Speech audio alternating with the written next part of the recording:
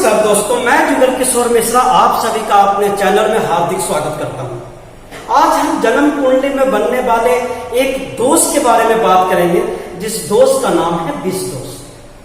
दोस्तों, हम ये जानेंगे कि आखिर ये विष दोष होता क्या है, विष दोष ये बनता कैसे है, और यदि विष दोष बनता है तो उसके प्रभाव क्या होते हैं, और अगर किसी के जन्म कुंडली में ये विष दोष बना हुआ है तो उस विष दोष को हम कैसे ठीक कर सकते हैं। दोस्तों, सबसे पहले हम ये समझते हैं कि आखिर ये विष दोष किसी के जन्म कुंडली में बनता कैसे है। दोस्तों, जन्म कुंडली में 12 भाव होते हैं। इस 12 में से किसी भी भाव में अगर चंद्रमा और शनि एक साथ बैठे हुए हों, मान लीजिए उदाहरण के लिए मैं यहां पे लिख देता हूं, चंद्रमा और शनि दोनों अगर एक साथ बैठे हुए हों तो ये विष दोष का निर्माण करते हैं। विष दोष सामान्य भाषा में इसको समझिए, विष मतलब जहर और दोष मतलब दोष, यानी एक ऐसा दोष जो जहर के समान काम करता है कि जिस किसी इंसान की कुंडली में यह दोष बनता है, कहा जाता है कि उसका जीवन बहुत अस्त व्यस्त रहता है। तो दोस्तों, इसको बनने के लिए पहला कंडीशन तो यह है कि चंद्रमा और शनि कुंडली के किसी भी भाव में एक साथ बैठे हुए हो। आप सामान्य भाषा में इसको समझने की कोशिश करिए, एक साथ बैठे हुए हो। या फिर दूसरे एक और कंडीशन है कि चंद्रमा और शनि दोनों एक दूसरे पे परस्पर दृष्टि डाल रहे हैं। अब एक परस्पर दृष्टि का क्या मतलब हुआ, मतलब चंद्रमा अगर यहां बैठे हैं तो शनि को यहां बैठना चाहिए। अब चंद्रमा यहां से अपनी सप्तम दृष्टि से शनि को देख रहे हैं और शनि अपनी सप्तम दृष्टि से चंद्रमा को देख रहे हैं। ये दोष कतई तब नहीं बनेगा यदि चंद्रमा सिर्फ शनि को देखे या शनि सिर्फ चंद्रमा को देखे, तो भी यह दोष का निर्माण नहीं होगा। तो आप समझ गए कि विष दोष बनने के लिए 2 कंडीशन है। एक कंडीशन तो यह है कि इस 12 भाव में से कहीं भी चंद्रमा और शनि बैठे हो। दूसरा कंडीशन यह है कि दोनों एक दूसरे के आमने सामने बैठे हो, परस्पर दृष्टि संबंध हो रहा है।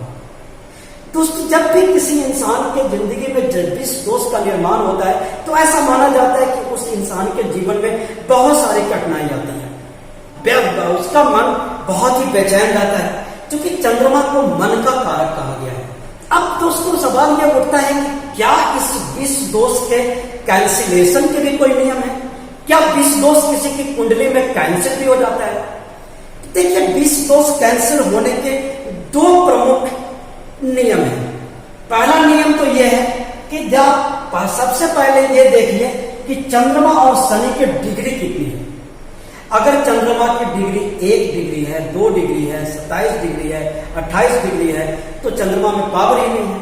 जब चंद्रमा में पावर नहीं है तो विष दोष का निर्माण ही नहीं होगा, क्योंकि उनमें पावर नहीं है तो वो फल नहीं देंगे। उसी प्रकार से अगर शनि में भी पावर नहीं है, 1 डिग्री के शनि है, 2 डिग्री के शनि है, 27 डिग्री 28 डिग्री के शनि है, तब भी विष दोष का निर्माण नहीं होगा।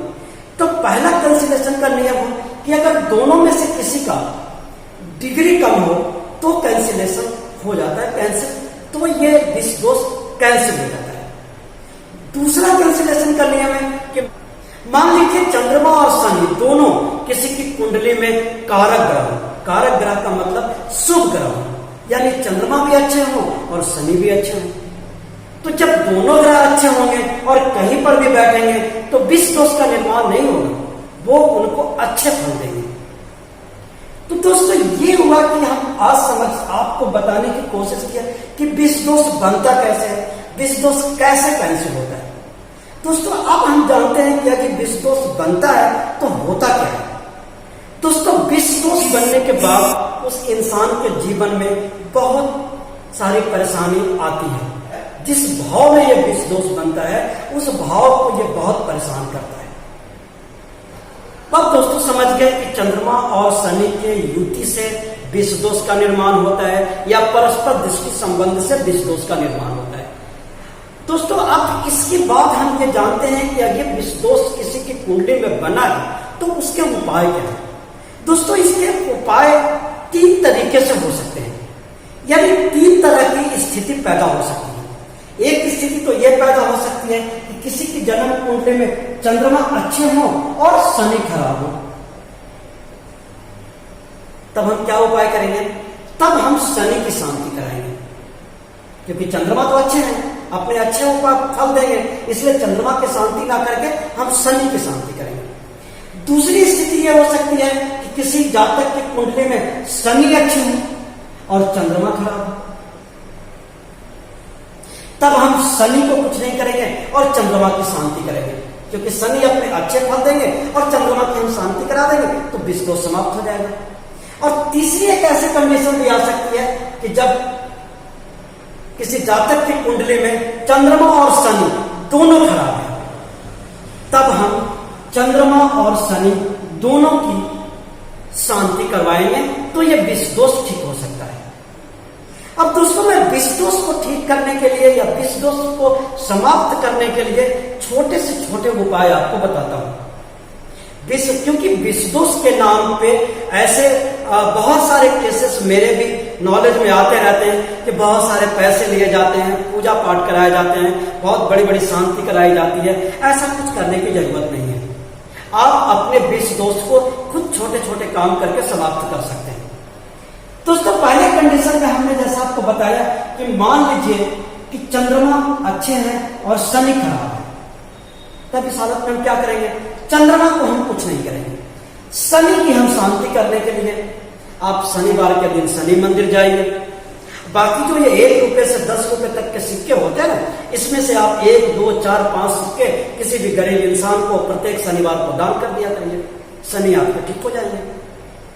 दूसरी कंडीशन यह है कि शनि अच्छे हों और चंद्रमा खराब हो, तो उस स्थिति में आप मित्रों क्या करें?